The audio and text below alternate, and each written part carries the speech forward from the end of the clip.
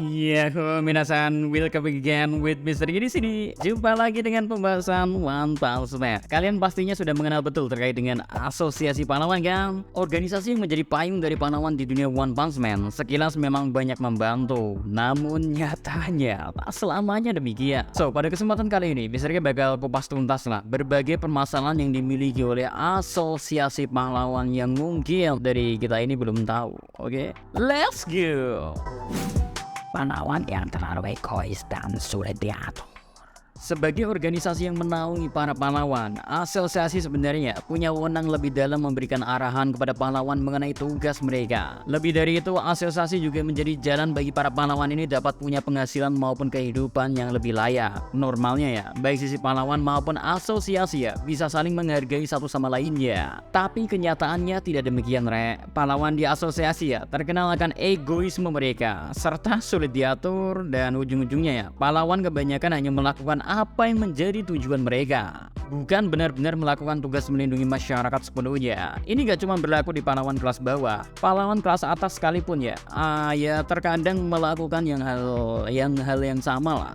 Ibaratnya konflik antar pahlawan kelas S entah bagaimana seolah menjadi pemandangan yang biasa. Mereka tidak menghormati satu sama lainnya dan malah sering saling meledek untuk unjuk gigi siapa di antara mereka yang lebih kuat. Bahkan ada juga pahlawan kelas S yang jarang-jarang banget melakukan aksi heroik. Contoh terjelasnya ya tentu ada pada Metal Knight. Ia lebih sering bertarung untuk sekedar mengumpulkan material, informasi, hingga ngetes kekuatan. Mau itu berhasil atau enggak dalam menyelamatkan banyak orang ya, ia sama sekali gak peduli. Belum lagi Amai Max, pahlawan yang hobinya mengkritik pahlawan lainnya, baik yang lebih tinggi maupun yang lebih rendah. Atau juga Tatsumaki yang saat kemunculan awalnya ya, hampir membuat gaduh kantor asosiasi. Ya, mereka memang punya PR besar dalam menghadapi para pahlawan dengan ego tinggi dan sulit diatur ini.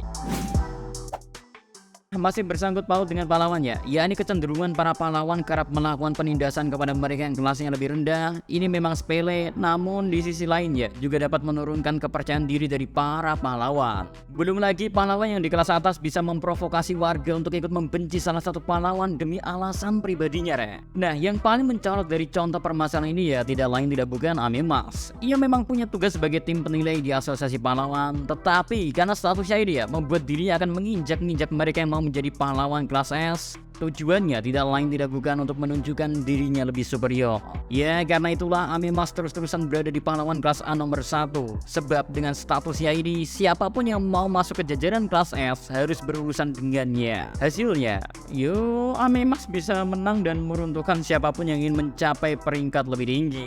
Gak hanya yang pahlawan jajaran kelas atas doang, pahlawan kelas bawah terkadang bisa lebih parah. Saitama pun pernah menjadi korban dari penindasan pahlawan yang kebetulan saat itu memang peringkatnya lebih tinggi dari Saitama. Beruntung Saitama masih sangat cuek. Terkadang ya para pahlawan yang menindas juga suka gak tahu diri juga sih. Buktinya aja yang terkait chapter terbaru ya, 3 pahlawan kelas A yang sok-sokan merendahkan Saitama ujung-ujungnya malah dibuat malu.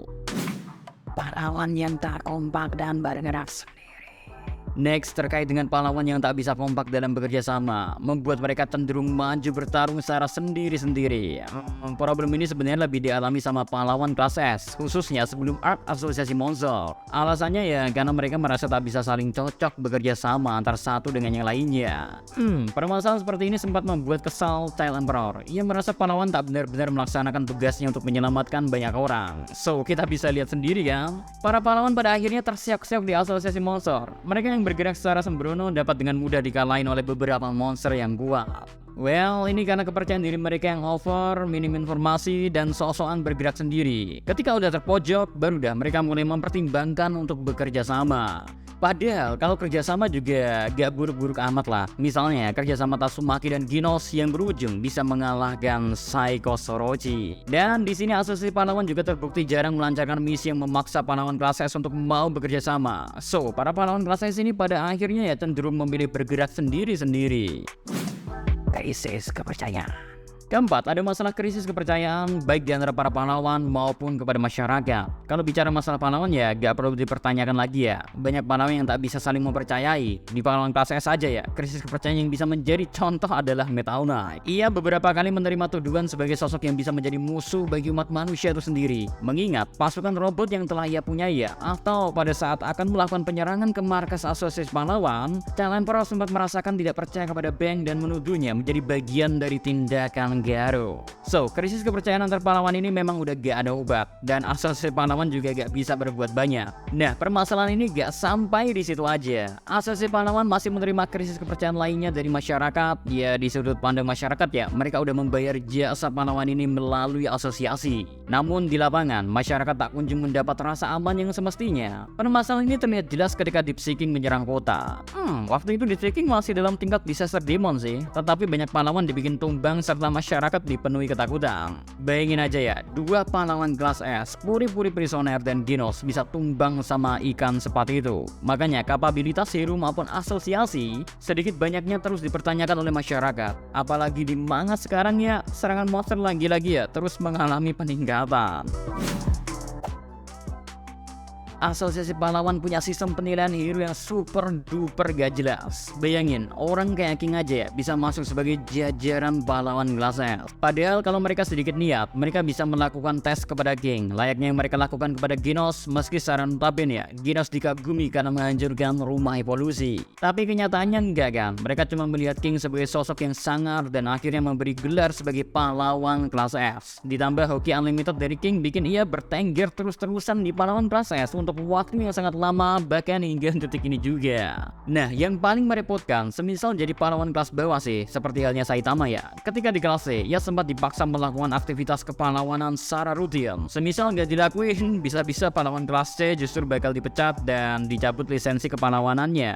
Ya, ini masih seputaran soal Saitama lagi nih. Pertanyaan besar jelas menghampiri kita semua. Bagaimana Deep Seeking yang terlihat dihancurkan Saitama dalam satu pukulan tak menjadi pertimbangan besar asosiasi pahlawan untuk mengevaluasi peringkat Saitama lebih baik? Pahlawan kelas S macam Genos maupun Puri-Puri Prisoner aja dibikin tumbang loh. Ya walau waktu itu Saitama beralasan sih demi kayak semacam membela Moment Rider lah. Aduh, intinya penilaian asosiasi pahlawan amat sangat gak objektif. Mereka cuma menilai berdasarkan apa yang terlihat tanpa mempertimbangkan lebih dalam.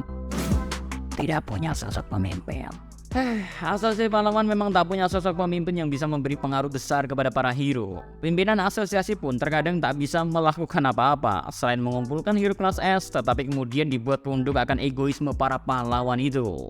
Maka salah satu solusi terbaiknya adalah adanya sosok pemimpin dari pihak hero itu sendiri, di mana sosok hero ini dapat disegani, sehingga apa yang ia katakan untuk kepentingan keamanan banyakkan orang dapat didengarkan. Pengaruh seperti ini sebenarnya cocok aja dimiliki oleh pahlawan nomor 1, yaitu Blast. Sesuai julukannya, kekuatan dan kehebatannya sama sekali gak perlu diragukan. Karisma dan wibawanya juga mungkin cukup membawa pahlawan ke arah yang lebih baik. Ini juga terlihat kan, Blast punya organisasi bersama makhluk dari tempat selain bumi dengan kekuatan yang luar biasa. Namun apa daya, Blast malah sibuk menjelajahi berbagai dimensi untuk mencari informasi terkait Ga. Malahan, pemimpin para hero ini dilakukan oleh Child Emperor, pahlawan kelas S termuda yang masih bisa berpikir lebih rasional. Namun tetap saja ya, pengaruhnya masih belum terlalu sampai kepada mereka semua. Sebenarnya ada King sih. King ini disegani oleh semua pahlawan, termasuk Tatsumaki sendiri. Tapi ya emang kelakuan King itu random. Kadang bisa keren, kadang ya laki doang. Menjadikan ketakutan masyarakat sebagai ladang uang.